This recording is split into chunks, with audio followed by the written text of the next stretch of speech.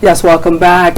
Yes, indeed, the show is still on. We appreciate your patience as we continue now to our discussion segment. I'm glad to let you know that my guests are here, a gentleman and a lady, as I love to do it on the show. And like I said when we started, if you started with us, today is the International Youth Day. But that's not the only topic we shall be taking a look at today. We shall be taking a look at insecurity and hunger in the land, vis-a-vis the discussion of the International Youth Day and analysis of newspaper front pages. This is what we do on the press Monday to Friday. International Youth Day is observed on the 12th of August all over the world. Observed because it is important for us to acknowledge our youth, their contribution and their challenges to the world order. And today we should try as much as possible to discuss that. Our focus is on Nigeria as we take a look at the Nigerian youth, of course, their challenges and their contribution to nation building. To help us understand and push the discussion further, like we said on the show, I have the lady first, UCHENNA OBIDIKE. She's a legal practitioner and social affairs analyst, a second time on the show. UCHENNA, it's so nice to have you. You're looking radiant as usual. Good morning. Thank you so much for having me. Good morning, Nigerians. Thank you so much. Thank you. And she's not the only one. I have a gentleman, the first, and we'll be seeing more of him on the show when he has the time. And his email OFOT is a social affairs analyst, a journalist, and of course a man of many parts, is right here with us this morning. It's so nice to have you on the press this morning. Good morning, Nigerians. Good to have you around. So let us start from the top as we take a look at first the International Youth Day. There's a lot happening to the youth all over the world, and in particular the Nigerian youth. For me, if I'm asked, I say the Nigerian youths are breaking barriers, unimaginable barriers, where there are no opportunities to create one for themselves. And just like the Holy Book says, the Lord creates a way where there is no way, but the Nigerian youth seem to work that talk by creating ways where there are none for themselves, breaking forth despite the odds. UCHENNA, let us begin by talking about the Nigerian youth. In your opinion, how are they fared as we recognize and observe their day to day? Okay, thank you so much. The International Youth Day is a day to celebrate the youth because they are the future of a nation. Now, when you look at Nigerian youths, let me start by saying that Nigeria, among many countries in the world, many nations in the world, Nigeria is one of the countries with the greatest or largest youth population in the world. And this could be seen as a challenge, or it also could be seen as an opportunity. Now, the story of Nigeria's youth is one which is almost a sobering story. We are supposed to be celebrating them today, but we also have to, look at the reality of the Nigerian youths. What are they facing? It's a sobering story. They are facing a lot of issues.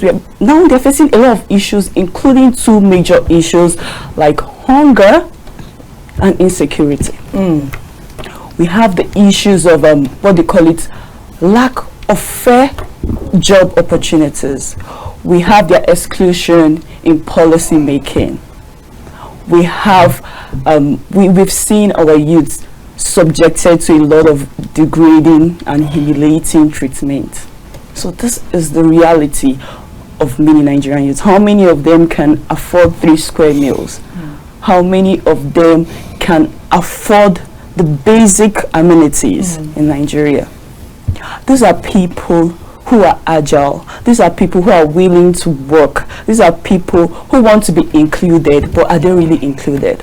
So this is what we see every day. This is what the Nigerians see every day. They are not grumpy.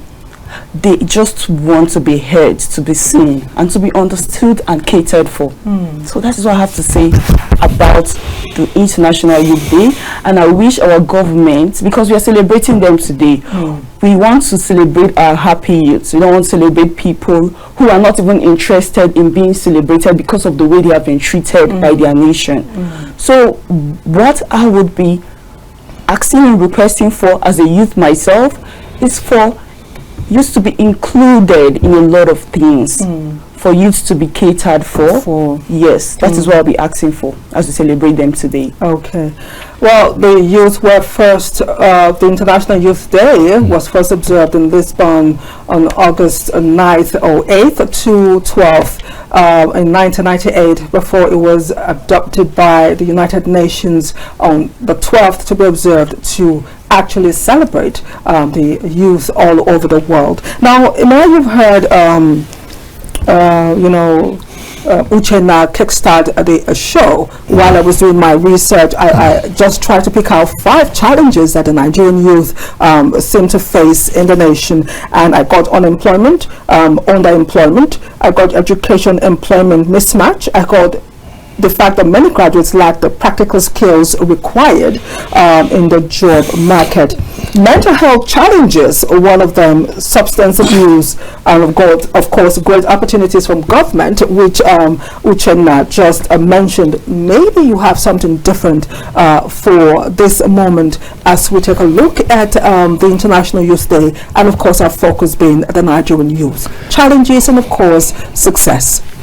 Well, I want to wish our youths happy International Youth Day. I used to remember that they used to say that the Nigerian youths are the leaders of tomorrow. I wonder if they are leading. Yeah. I think maybe this government has just given some young people space in that direction.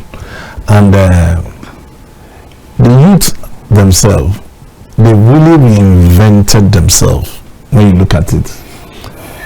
In spite of what is happening, and if they want to go by the things they see, there are certain things when you look at it and then you now want to say it, there is no coordination, it was not synchronized. You tell a young man, don't sit there, and then you now go there and sit there. I mean, that is not it. They want to see models, but the youth are very dynamic, very creative.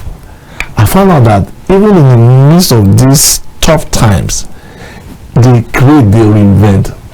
Take time off and sit down with them.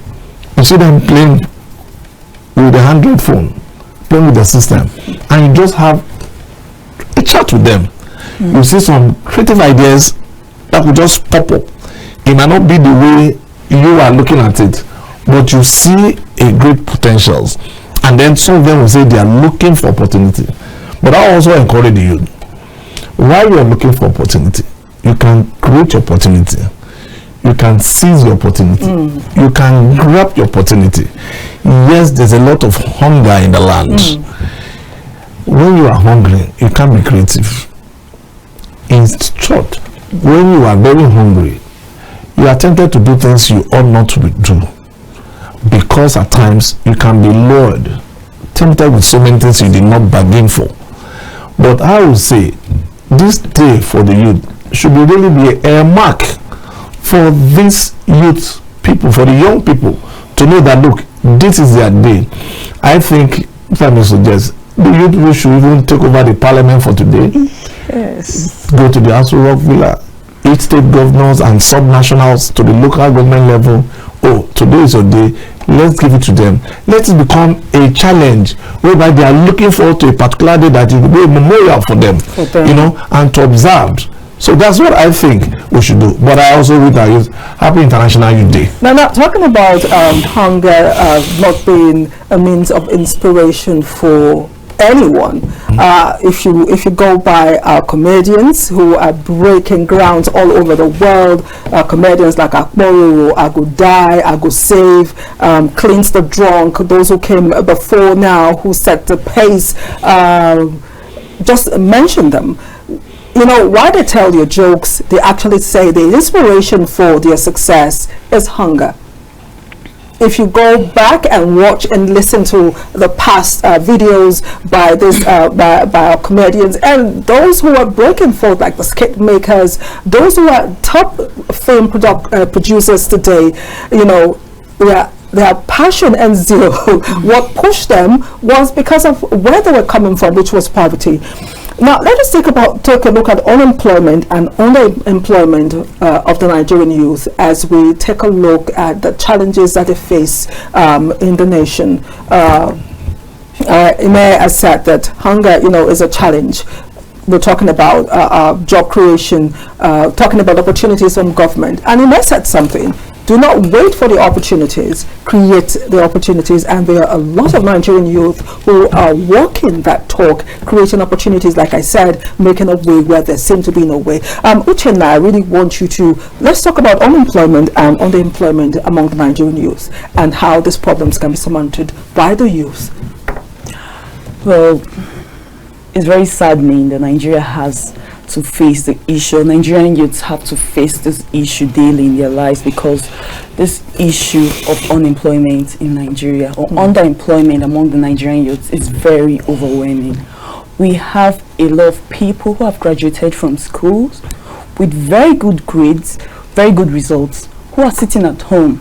I know you're talking about Nigerian youths trying to be creative, but despite that, we still have the government who has to fend for the Nigerian youths. Let me start by saying that by section 14(2)(b) of the 1999 Constitution, the primary purpose of the government is the security and welfare of the Nigerian citizenry, including the Nigerian youths, providing a conducive environment for them. When we're talking about a conducive environment, you're talking about job creation and fair job opportunities, because we know, when I talk about fair job opportunities, I am placing serious emphasis on it because we know how the job market in Nigeria is. Some people are favored. There's the nepotism. Some people are favored because of their backgrounds or their influences or connections. We want situations where people get jobs based on merit, not because of who they know or who they are connected to. We want Nigeria. Our quota system. Our quota system, yes, thank you so much. So we want Nigerian youths to be included when all these are being carried out. You're talking about underemployment. We have a lot of the youth in Nigeria make up the population, almost half of the population of Nigeria. Now you ask yourself, how many people are employed by the government? You don't expect the government to do everything for us, because you also have to think about what you can do for the government and yourself too. But has the government done enough in this situation? That's the big question. That's the big question. The government has not. This is very sad to say this, because we have a lot of people. When we have government job applications, openings, you see more than 3,000-4,000 youths applying for, let me just say, a single position. Yes, when you see immigration jobs, Nigerian army jobs and all that, you see a lot of youths. How many of those people get those jobs? Then what happens to the rest that are not employed? Let me just buttress that. The front page of the Nation newspaper this morning says 1.91 million apply for 30,000 jobs in paramilitary agencies. That's just the statistics. I'm sure it's out of fear that they gave us 1.9 million. When we go about the population in Nigeria, maybe this is definitely above what they got. I'm just saying.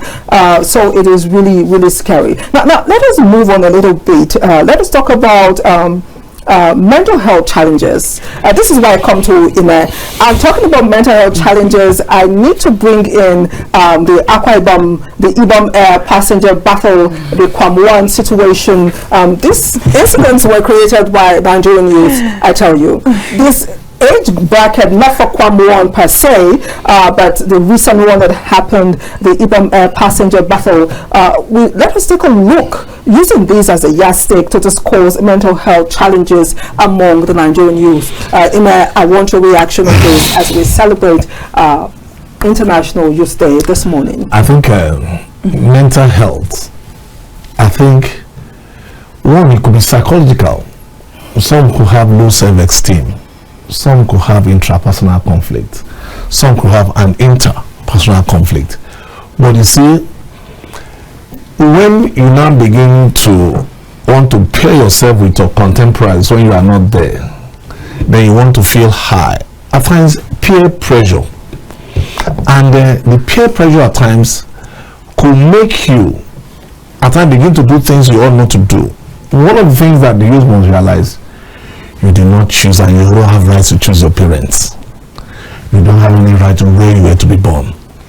But all you need to do, you can change the destiny of that demography. I think for me, it was, it's very saddening. You know why? Because I'm from Akwa Ibom. and that gives me a goosebump, you know, and I was like, why must it be? And Ibom Air is the leading airline, and that has set an agenda and a good pace for others to follow. Yes. And suddenly, and this is coming from my own place, I feel a little bit embarrassed. I feel the mental health, the lady should have also be checked mentally. If she did, you see, there's some elements of decorum and ability to also conduct yourself in the public space. You see, that 1 minute of madness that they used to say has made that to be known for the wrong reason. Forever. Now you could call her mental health problem. She has mental health problem. She lacks decorum. She's not well brought up. Is this how a lady should be? Imagine if that lady was to wed tomorrow and the husband to be now saw this act.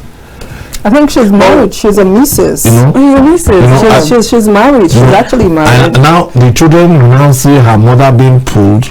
I think, again, the way she was being handled too was not also proper. Yes, please. It was very embarrassing for a woman. I think, let me allow Uche to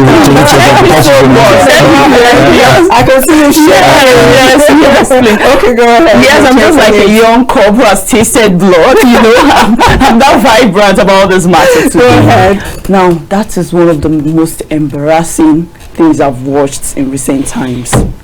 Now, firstly we have to separate facts from frenzy, from what we've seen online. Okay. Even if we want to, we have to take what the airline has said, hook, line and sinker. You must still state that some procedures must be followed, because this is an intersection between flight safety measures and human rights, you know, enforcement rules.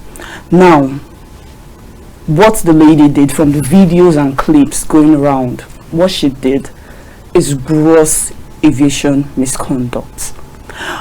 But in also asserting your rights, did they follow due process? Because I'm talking about due process because due process is the backbone of justice. Without due process, any well-meant intentional action, well-intended intentional action crumbles under the face of legal challenge. Was due process followed? Because we have to apply civility in public spaces, even on that aircraft. It wasn't followed. When you have to, we're talking about minimum necessary force to neutralize the threat, not maximum humiliation and intimidation, because Section 34 of the Constitution guarantees the right of every Nigerian citizen to dignity of human person. Was that a dignified way of making that lady leave that aircraft? Couldn't there have been more civilized method to have been adopted, where her body was exposed in the process? You know, this is a Nigerian youth too. We've had the youth protest about NSAS, which was about police brutality. So we don't want, while I would not excuse her conduct, we're talking about mental health. You know, yes, a lot of Nigerian youths are facing a lot of challenges. But you know, you also have to conduct yourself properly in public. But we also appeal to the government and people in authorities to also apply due process in enforcing their authority on the Nigerian youth. Yes, that is what we're asking. If you just joined us, it is the press, and yes, my guests are passionate this morning as we discuss the International Youth Day. We'll take a break and come back to discuss other issues on security and, of course, hunger in the land. I also want to let you know that I have a youth in the house who will come in after I am done with the adults to come talk about for a few minutes, to represent the youth as we hear from the youth, a real youngster tell us feel on the International Youth Day, trying to find out how she feels this day as we recognize them. We'll take that break, and when we turn, the phone lines are open. The phone lines have been buzzing since, so opportunity now for you to call in. If you've been calling since, call now, because when we return, the phone lines are open, then you can call in and get your voice heard. Let's take that break. Yes, welcome back. I appreciate you for being there. Now the phone lines are open. You can call in and be part of the conversation. Before the break, we were taking a look at the Nigerian youth as we celebrate the International Youth Day today. My guests have done justice to that from the perspective as we talked about unemployment and unemployment. We also spoke about mental health issues, but again I want you to know that we are not done with the Nigerian youth discourse, because I'll be bringing a youth right here to get a feel from a youth, a really young person, as we take a peek into her mind to understand what the Nigerian youth is going through. Now we're moving on now to more serious issues as we take a look at hunger and insecurity in the land. We woke up again and okay, we have a call. Let me quickly take that call. Okay, we missed that call, just went off. The papers, Vanguard newspaper this morning says armed headers, Boko Haram kill soldiers, others in Benue,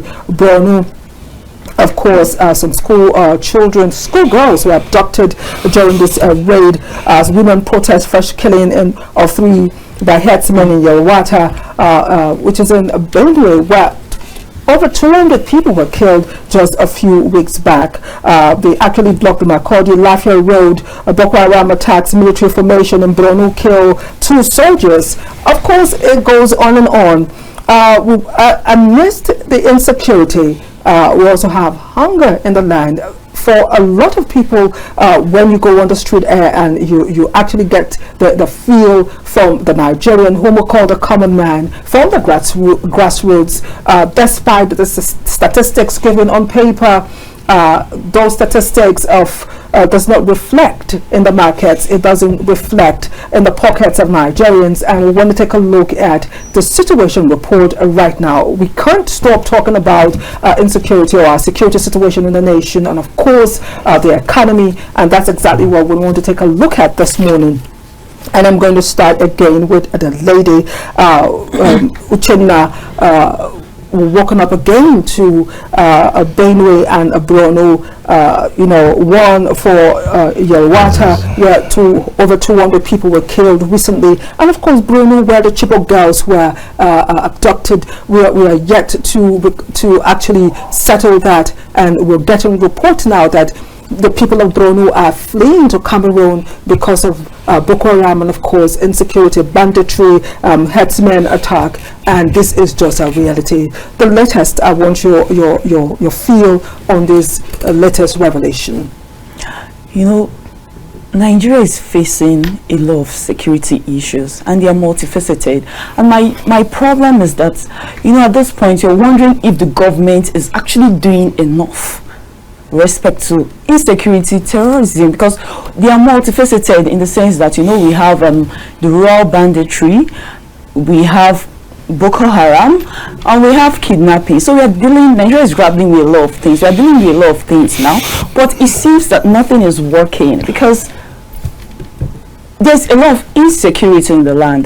Now, what is the government doing about it? Because you sleep, then you wake up the next day, and there's another terrible news relating to insecurity.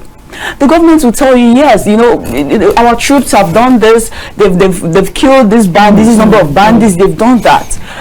Even if that is could be considered as a success, does it connote long-term security in Nigeria? For the people? Yes, for the people. Because I had the privilege of visiting Yelwata last month when the thing happened, when they were attacked by the bandits, and it was just very, very saddening, very pitiful, because there was a woman who lost 5 of her children, who are the youths, or we are youths of Nigeria. And when this happens, five same woman, mentally, she was mentally distressed. You cannot imagine that. 5 years of Nigeria lost like that, and everybody has moved on. The government has moved on. But if the nation is not safe, it's everybody in the nation will feel it. We want to be able to travel without thinking about bandits. Like, you know, some Nigerians cannot relate to the fact that you can actually travel, live in a nation without fears of insecurity. That's why when you see some Nigerians, when they leave Nigeria and they jump out or they leave Nigeria, you see them being very surprised and shocked about the conduct or the situation of that environment. We want Nigeria to be like that. We want all those issues, security issues, to be tackled. We don't just want them to be making newspaper headlines every day. We are reading the same thing. What is the government doing about it? On that question, let me now move on to Ime. You've heard Uche, and of course, this is our reality. This is something that we deal with daily. But it's just shocking for me that Yelwata again is on the news, where over 200 were killed. The president even had to visit that state when this happened. And of course, Bruno, just heard that some children, girls, have been abducted again. We don't have the statistics yet. We don't have the real story, because painfully it was placed on the side of the paper, and we don't have the statistics. We don't even know if it's as dire as what happened, you know, with the Chibok students. We've heard now that residents in Borno, they're fleeing to Cameroon because your nation is no longer safe. When you flee from your home and become an alien in another country, what do you do? And these are Nigerians. This is the greatest nation in the world, if you ask me. The greatest black nation in the world, where two rivers meet, like I love to say. A land flowing with milk and honey, yet there is no peace to eat it. I really want your take on the security situation. The security situation is very sad. I think it's not political. It's political. You look at it, that okay, this Shawata, the first lady was there almost about 2 weeks ago, made some donations and all that stuff, and then she left, and suddenly here we go again. And then we look at now, how can a woman lose 5 children? That's a mental. And still be alive. You know, I mean, I don't think that woman can recover. And now I don't know what they have done to that woman. To help her. To help her out. Now to take her, and now you should just take her out and say, okay, what will you tell a woman who lost 5 children? Now you can imagine someone even losing some money in business. How depressed. How depressing it can be. You know, even at times, even being disappointed in business. Now talk about human life. That it takes 2, 3, 4, 5 for one household. It is traumatic. That is a full-blown mental health. I mean, there is nothing you can say about it. You don't recover from that. And you can't recover. And I don't know our security apparatus. I don't know how Borno State, now we are going from fire pan to fire. Now moving to Cameroon. How are you sure that those people there will not even maltreat, give you an ill treatment? That but you know the way Nigerians are received outside. Outside, so where they find themselves anywhere. The jealousy, the envy, you know, everywhere they find themselves. There's always that problem faced, especially when they know that you're fleeing because of insecurity. They'll tell you there's no space for you. Yeah, they want to take advantage of you. And take advantage of everything that's around you. But I don't know, when there's insecurity, they now have to have a challenge of food security challenge. Yes, please. Because if you don't feed your people, and if your people cannot secure a daily meal, there is already a security sitting like we are sitting on a keg of a gunpowder. Because at this point in time, the Benin people, the Borno people, again, so how do you want to explain the security architecture of this country upon all the budget that is going on? Now, I want to tie it to some things that I think our leaders should be sensitive in the things we do. Even the advent of the social media is bringing up so many things. How so? Okay, why I say they should be sensitive, I saw a video, a minister just opening a house, flaunting in the midst of so much poverty. There should be a moderation. I used to remember those days, even during the days of Obasanjo. I think they used to use 504 as an official vehicle, and then they moved it to Mercedes-Benz. There was moderation. I mean, if you're in government, you are an example, you know. And we used to remember those days when we have the board gurus, yes, titans. When you mentioned the late Gamaliel Nosode, the likes of Dr. Christopher Okalade, the Felix Oyurere, Mr. Mala, these were board titan gurus. When they are called, these were model. I mean, some of them live a model's life to the extent that just to bring them on the board makes a whole lot of difference. But can we get that today? These are part of the insecurity. These youths are saying from this people, you can marry someone going to a party and then you are throwing $1 upstairs. And you wonder why the youths are depressed. And you are wondering why they are depressed. Yes. And then you are throwing those money up and you are stepping on the naira. And then let any one person go and take one of it. He will be lynched. I mean, these are problems, and it gives mental health issues. Yes. The calls are not coming in this morning. They were coming in while we were on our first segment, but suddenly we don't have the calls anymore. I don't know if there's a technical glitch from our side, but please call in and be part of the conversation. The phone lines are open. Call in, so you'll be part. We still have a few minutes with the adults before we bring in a youth, a young lady, as we celebrate them today. So, talking about insecurity, you did mention something, you know, that in the midst of the insecurity, because farmers are killed. I read that somewhere on the papers that a community is now paying protection fee to bandits. Another community, I can't find that now, but I did read it on the news this morning that there are communities that pay ransom or pay protection fee to bandits in Nigeria. It's a paradox, Uche, you say, is a total paradox. And we're talking about hunger in the land where farmers can go to the farms because they need to pay to till the ground. They need to pay to harvest the crops. And most times when the crops are even ripe for harvest, we have herders come in with their cows and what have you, they trample on the crops. And when the farmers resist these attacks, they are mowed down, they are killed, they are sacked, they are driven from their state. In this nation, we had the news where 100 rice farmers were killed by Boko Haram. And we talk about food insecurity in the land. You can't talk about insecurity without talking about the situation that we face in terms of the economy going down, in terms of food security. I really want you to emphasize and help, throw more light on this situation. Uche. Well, I wouldn't fault any community who decides to pay bandits if that guarantees their safety.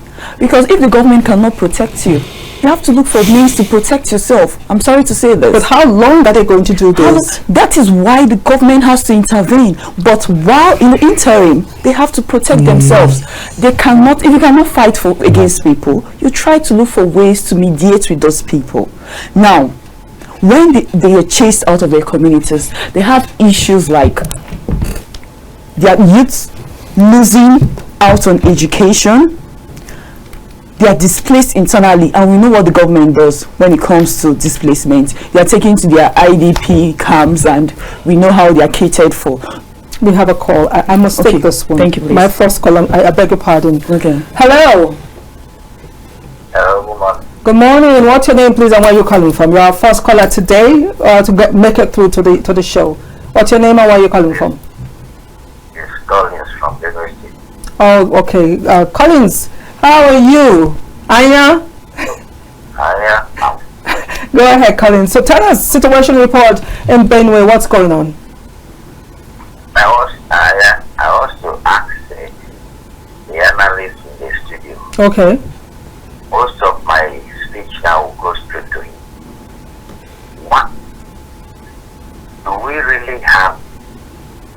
leaders, elites that really cares for the youth, not the masses these days. I was like watching one of the newspaper headlines. He said herders and Boko Haram killed so amount of people. I made a call last 2 months. Now the IPOP, they are declared as terrorists. Why? Because they are armed. These same headers, they go out with AK-47, AK-49. We see them here in our place in Lagos City. What is it? What exactly is that? That cannot be discussed and be finalized and declare all these headers armed as terrorists. And we are supposed to see that as that scares for the youth or the masses. Okay, so you are on this spotlight. The light is on you right now, and the college has said he's directing that to you. Do we really have leaders who care about the youth in Nigeria? You're on the hot seat. Leadership is compassion. You know, when you're a leader and you are compassionate, that shows you're a leader. You are not a leader by leadership process here is transactional. So you could see someone selling his or her property, selling an asset to go into a political space, and then when he gets there, he now recover what he has put in, and now he now go and begin to throw some. I mean, I saw a place, a video somewhere, someone was, he said a constituency project, he was opening the toilet. Someone was, giving me barrel. So what an insult. Is that leadership? Let's take a call, please. Okay. Is that leadership? You're throwing the question back to hello, good morning. Good morning. Yes, Alex from Kogi State. Alex, go ahead. Good morning, madam. Good morning.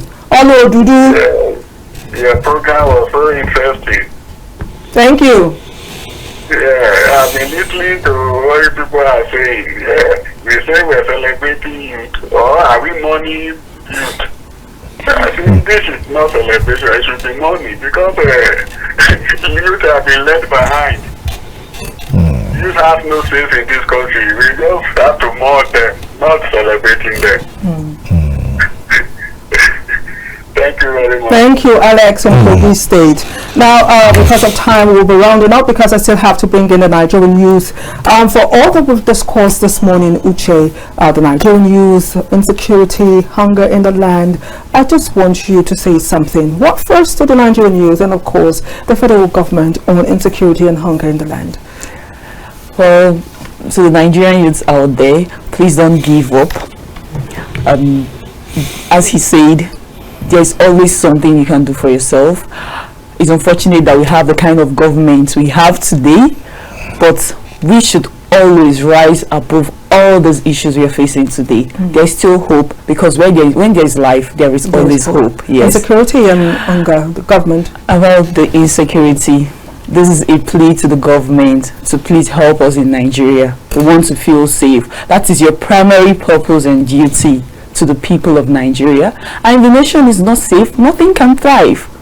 It affects every sphere and every aspect of every Nigerian's life. So please, the government, help Nigerians and keep Nigeria safe. Thank you. Amen. Nigerian youth, insecurity, hunger, first to the youth, then before the government. And to the youths, be resilient, be consistent, be focused, and keep moving. There's always a light at the tunnel. Don't be distracted by what you are seeing, because at the end of the day, everybody celebrates success. Look at the eagles, the female Eagles. Yes. That just won the cup. Falcon women. And the Tigers. And the Tigers. After 10 years, 5 years, now they were just rewarded.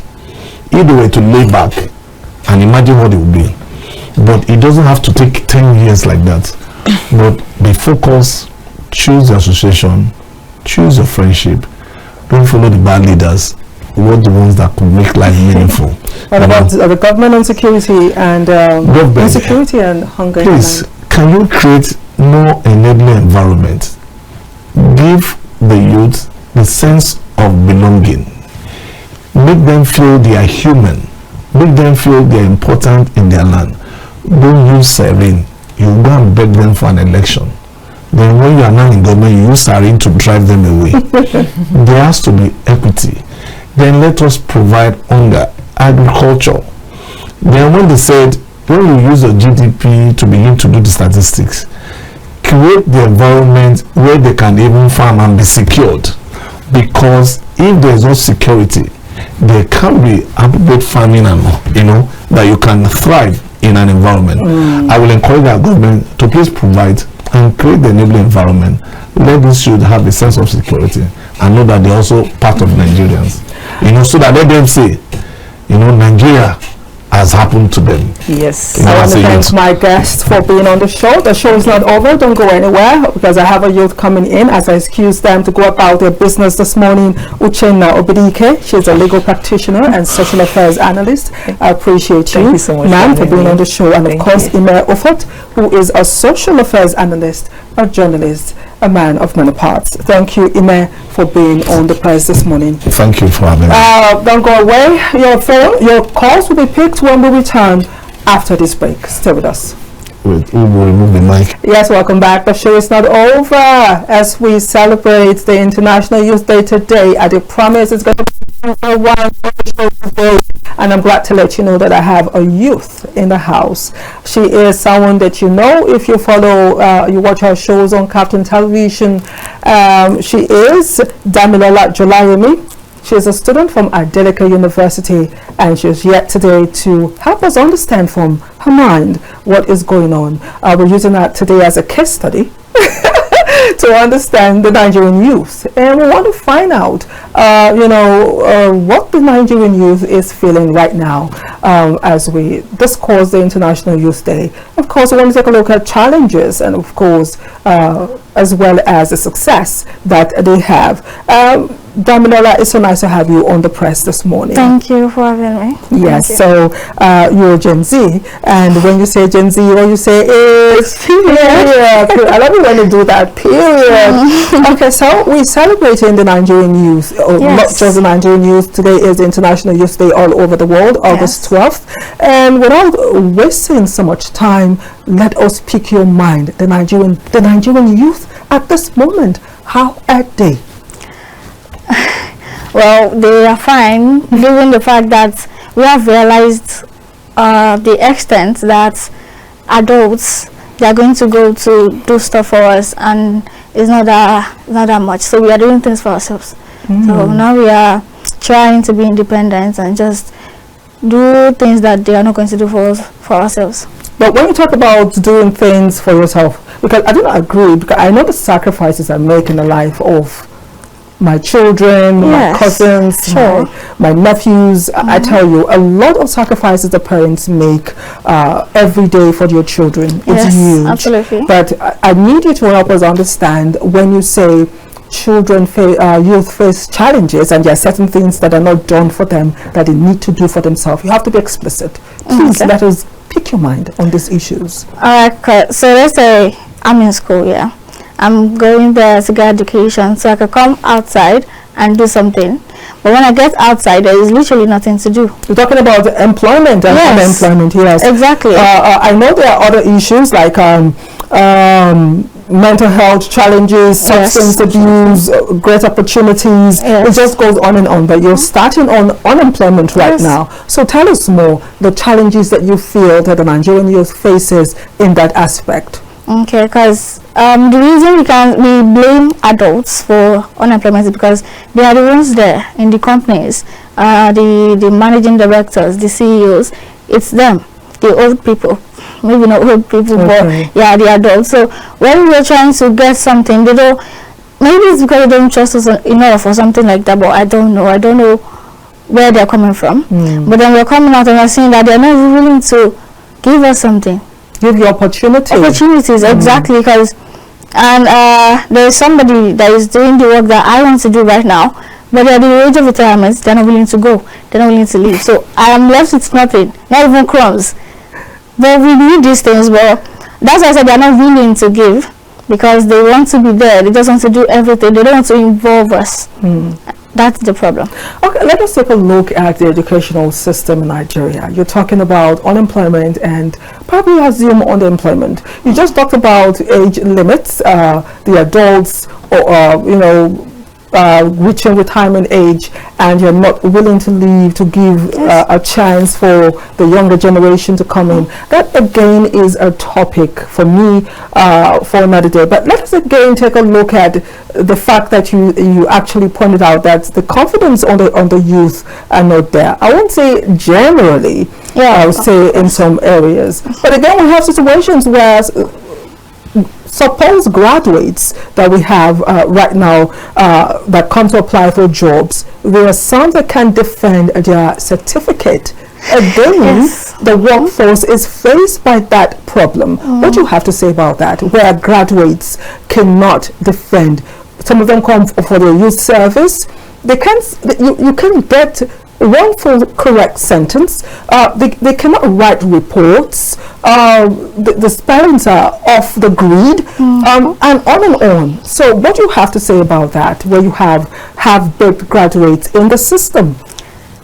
I'm not trying to blame the system. Of course, the people, they are to blame for their own actions, but we are disappointed in the system. So in a system that I am not confident in, I don't want to put my all, because I'm thinking, what's the point? If I actually show them I can do this, it's still not going to get anywhere. So let me just half-ass this and we'll go from there. So they're not trying to actually do, and I know there are actually some people that genuinely just can't do it, but there are lots of people too that they can't do it, but they don't have the opportunity, or they don't just want to. Exactly. Why would they not want to? That's what because the people that we have seen do it, they didn't get anywhere. So I don't want to go in the same path of doing it, and there's nothing to show for it. Okay. I don't want to waste my energy. All right. Okay. Tell us more. Let us understand more challenges that the Nigerian youth is facing aside unemployment and underemployment, in your opinion. In my opinion, the representation we have is very low. Does that make sense? Yes. Because I'm thinking I'm not there yet. They need to give us seats in these rooms that the policies are made. Okay. Not just as guests, because yes, we know that they bring youth there to sit down there so that they will show in the video, okay, yeah, they have youth there, but no, let them actually contribute, and when they contribute, listen to them, because we're planning for the future, but the people that are going to be in the future, you're not listening to them, so you don't actually know what they want. So just doing things that, well, you might not even be there. Okay, let's say 2040, they are making plans for 2030, 2040. There's a chance that you might not be there, but you're making all the plans. The people that are actually going to be there, that are going to experience all these things that you have made, you're not listening to them. You don't want their ideas. So they need to listen. Actually, they need to listen. There needs to be proper representation in government or governance for the Nigerian youth. Exactly. Not just bring them where you have policies and use them for pictorial. You should listen to them, give them opportunities for them to air their views, and of course those views should be taken into cognizance. I'm happy with the reasons that you gave, that if you're making plans for people who will be here in the next 40 years, and it's possible that you're not here in the next 40 years, you should at least listen to the people, so the plans can be done for them. So what else do you want the world and Nigerians to hear, the challenges that the Nigerian youth face as we recognize them today? Okay, you talked about mental health. Mental health. The thing is, adults don't realize it, that these things are actually real. They are, I'm telling you, this is how I feel. You're telling me you're being dramatic. Okay. Literally, it tells you, even if maybe you did not experience it, even though still understand, okay, yes, this is something that happens, then you need to provide support. But no, you're shaming them. You don't understand that, you don't even want to understand where they're coming from.